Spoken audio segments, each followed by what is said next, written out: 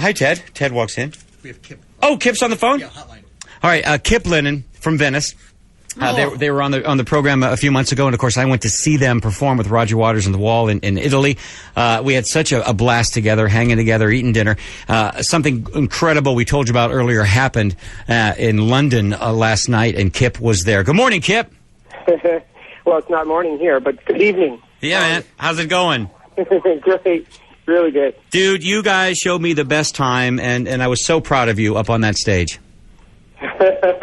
It was so cool to see you out of context and just hanging out like a regular guy. It was great. We never have time to do that, so it was really a blast. That night we sat around with all, the other people involved in the show, and there were like maybe 12 or 15 of us, and hearing the road stories.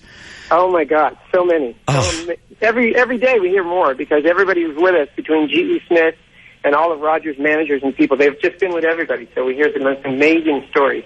Most of them we can't tell on the radio, but right, exactly. I wish we could. So last night, man, David Gilmour. Unreal. We've known about it for a few weeks, but we couldn't tell anybody because as soon as you tell one person, it'll be on every Pink Floyd website in the world, you know? Mm-hmm. Right. So you got to be really careful. And so we knew he was coming to watch the show on the 11th and then do the show with us on the 12th. And I got to tell you, you think last night was nerve-wracking, but the 11th was even harder. Because even though there was, 15,000 people there, or whatever it was, everyone on stage was doing the show for one guy, Sure. So it was amazing that he was there, that we met him in the hallway, before the show.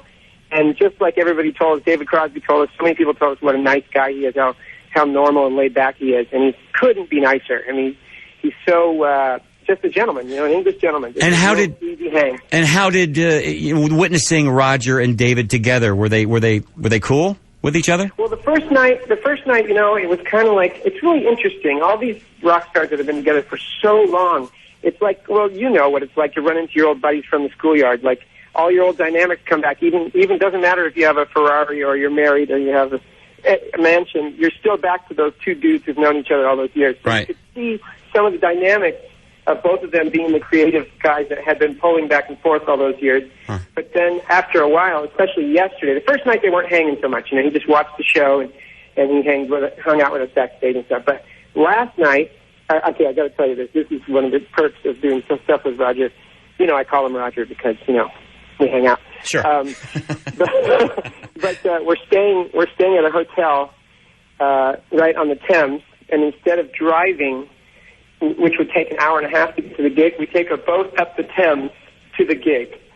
Wow. And it's just the band, and it is so great. So yesterday, we have a whole band riding on a boat with David Gilmour and Roger Waters, all of us on our way to their reunion show up the Thames. It was like, it couldn't have been more exciting. Yeah, that's a really pinch yourself moment.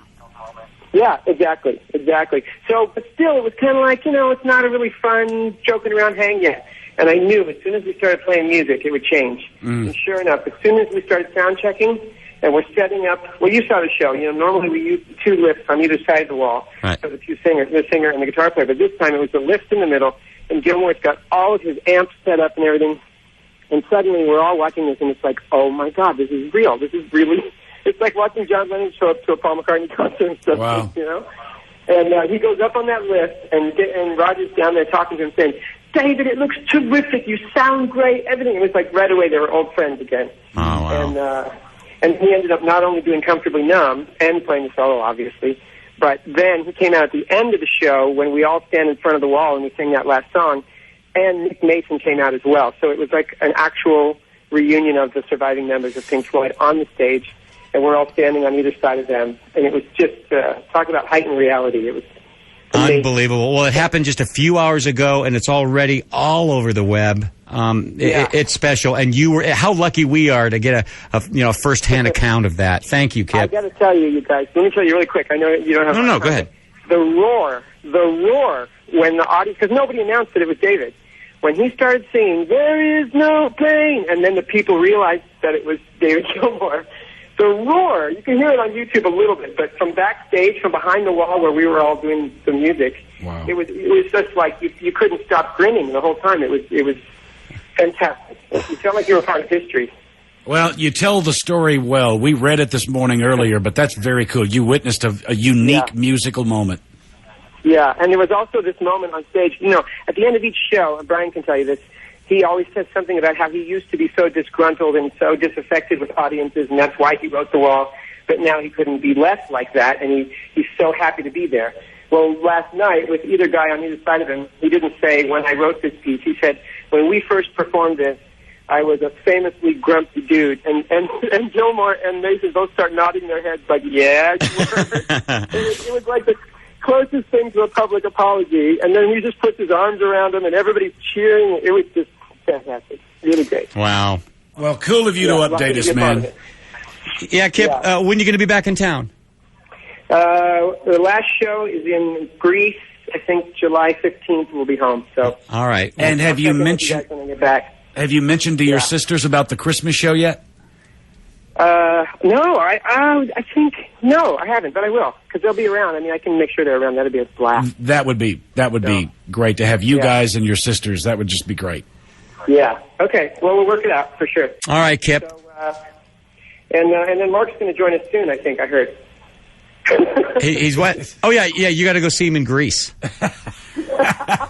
dude. I don't know if you knew this or I told you this, but last vacation I went to Italy. Mark went to Graceland. You know, I'm trying to just balance it out. Let's see who won on that one. For the 20th time. For the 20th time. Kipp, good talking to you, brother. All right, we'll talk to you guys soon.